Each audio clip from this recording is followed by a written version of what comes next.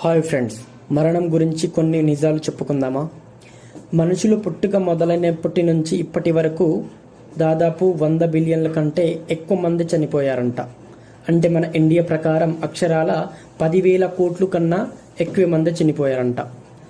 ప్రపంచవ్యాప్తంగా పేదరికం కారణంగా రోజుకి 20,000 మంది చిన్నారులు చనిపోతున్నారంట. మీరు పుట్టినరోజు చాలా గ్రాండ్గా హ్యాపీగా జరుపుకుంటారు, కానీ ఇక్కడ మీకు షాకింగ్ ఏమిటంటే అదే రోజు దాదాపు 1,53,000 కన్నా ఎక్కువ మంది చనిపోతున్నారంట. ఇండియాలో ప్రతి గంటకి ఒక మహిళ చనిపోతుంది.